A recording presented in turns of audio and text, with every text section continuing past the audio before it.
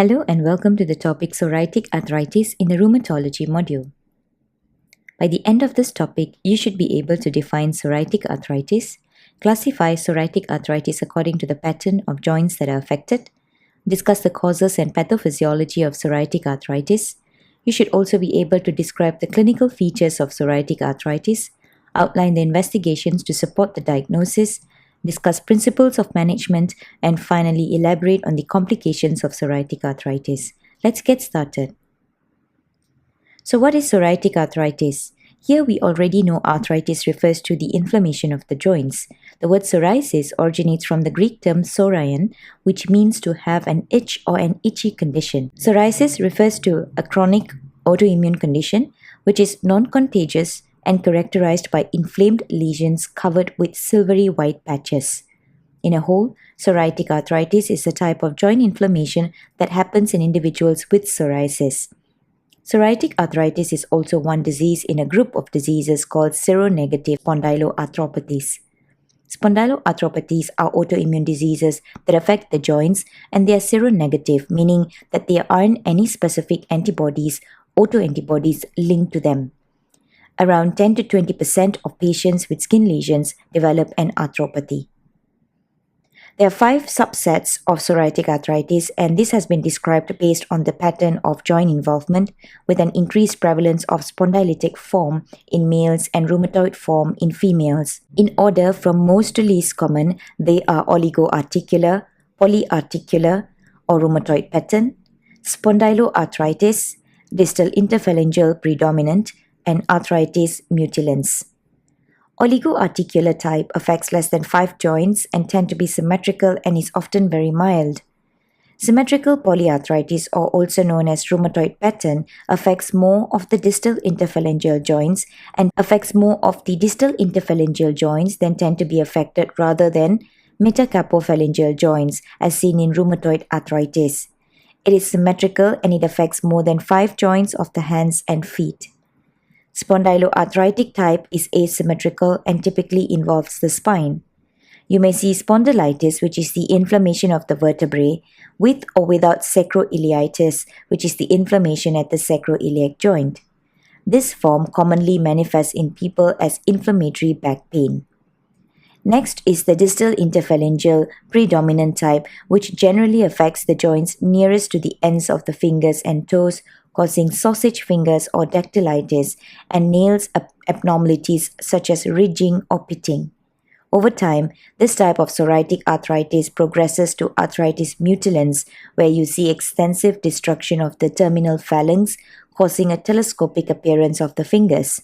This is the rarest form of psoriatic arthritis.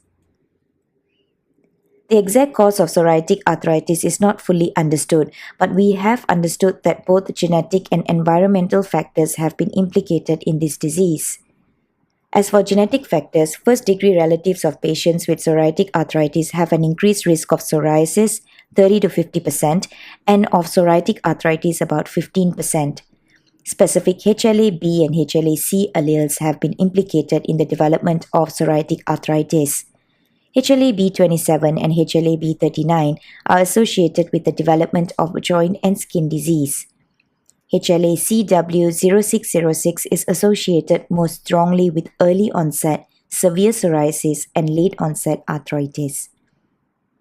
Environmental factors can include trauma as well as infections. Trauma to joints or tendons have been linked with development of psoriatic arthritis. Infections such as HIV have been implicated in the development of the disease as well.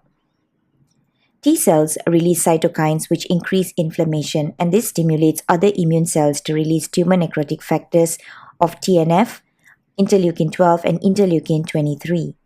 This triggers keratinocytes and fibroblasts to proliferate and leads to formation of a psoriatic plaque. In some individuals with psoriasis, T cells also go to the joints and trigger activation of osteoblasts and osteoclasts, leading to joint erosion and ossification, which can ultimately cause deformities. This has been linked with the overexpression of vascular growth factors, such as vascular endothelial growth factor.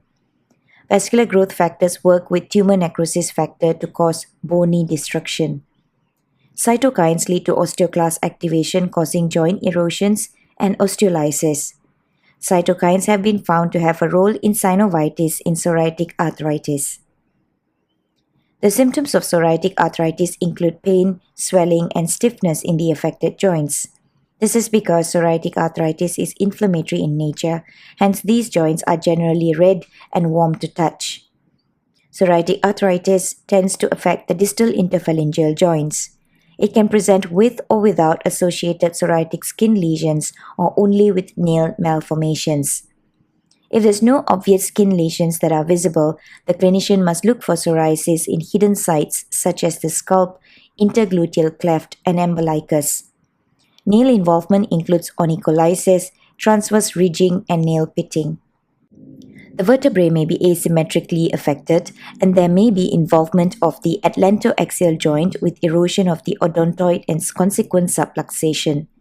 Dactylitis with sausage digits are seen in 35% of patients. Extra-articular features include ocular involvement, which may occur in 30% of patients, including conjunctivitis in 20% and acute anterior uveitis in 7%. The relation between skin lesion and psoriatic arthritis is shown in this slide. Psoriasis precedes psoriatic arthritis in 60 to 80% of patients, usually by less than 10 years. In 15 to 20% of patients, arthritis appear before psoriasis. Small plaques should be looked for on the elbows and the scalp region. Here, investigations can be used to support diagnosis or to help in differentiating between different forms of arthritis. Let's look at the blood tests that may help us make a diagnosis. Inflammatory markers such as ESR and CRP are useful to indicate the stage of the disease, whether are they in an acute flare state. If active disease is present, it is often elevated. Do take note that normal inflammatory markers do not exclude psoriatic arthritis. Next is rheumatoid factor. This is a non-specific test, so may be positive in up to 10% of patients with psoriatic arthritis. A negative rheumatoid factor may help to differentiate between psoriatic arthritis and rheumatoid arthritis. Anticyclic citrullinated peptides or NTCCP is more specific for rheumatoid arthritis than rheumatoid factors, but may still be positive in 8 to 16% of patients with psoriatic arthritis, more likely in severe disease. A negative anti-CCP may help to differentiate between rheumatoid arthritis and psoriatic arthritis. And as for imaging, plain x-rays of the hands and feet can be done if patients have evidence of joint deformities or are asymptomatic or are symptomatic. X-ray changes may be absent in early disease. DIP joint erosion and periarticular newborn formation may be seen. Osteolysis and pencil in the cup deformity is seen in advanced disease or arthritis mutilans. Ultrasound can be helpful in the absence of X-ray changes. Tendon swelling, increased blood flow, and erosions suggest inflammation. MRI of affected joints may be considered. If psoriatic arthritis is confirmed, sacroiliac X-rays should be offered to look for evidence of asymptomatic involvement. The classification criteria for psoriatic arthritis, or also known as CASPA, consists of established inflammatory articular disease with at least 3 points from the following features. Firstly, current psoriasis, which is assigned a score of 2.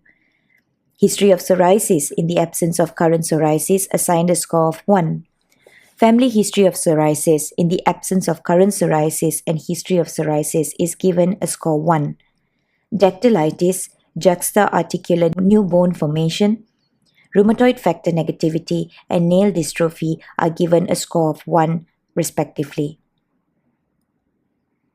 As for the treatment for limited disease, NSAIDs are usually sufficient, however, they do not prevent progressive joint damage. Patients with progressive peripheral arthritis, which is characterized by polyarthritis and joint erosions, or oligoarthritis refractory to NSAIDs and or intra-articular corticosteroids, require disease-modifying anti-rheumatic disease therapy, which are DMARDs such as methotrexate early in the disease course. Methotrexate will improve both the joint and skin problems. Sulfasalazine is safe to be used in pregnancy and there is no need to stop it. Sulfasalazine tends to only improve joint symptoms and not improve psoriasis.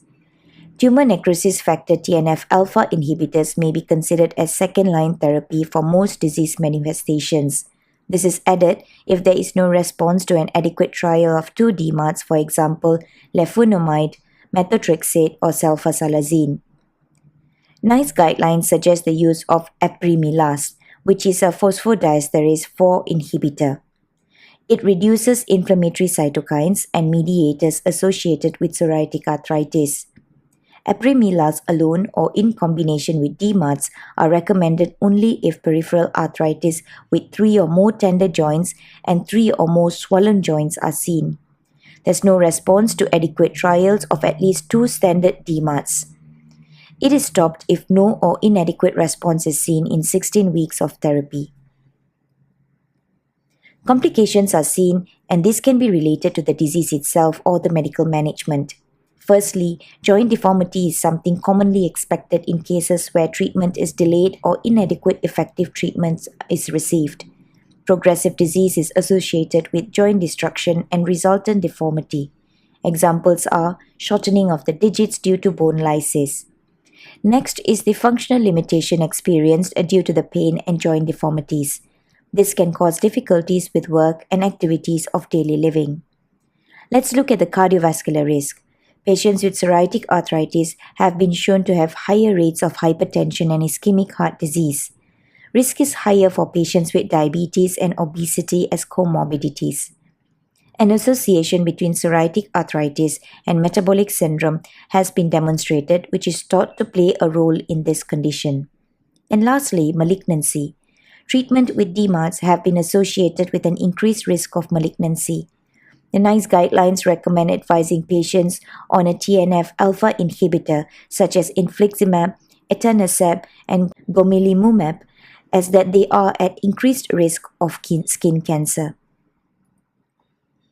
Let's summarize. Psoriatic arthritis is an autoimmune process often associated with HLA-B27 gene, which causes a T-cell mediated attack of the joints in people with psoriasis. There are 5 different types of psoriatic arthritis, which can be oligoarticular, polyarticular, or rheumatoid pattern, spondyloarthritis, distal interphalangeal predominance, and arthritis mutilans. The treatment for this condition includes use of NSAIDs, sulfasalazine, and methotrexate, as well as newer biological response modifiers. We have come to the end of this topic. Thank you.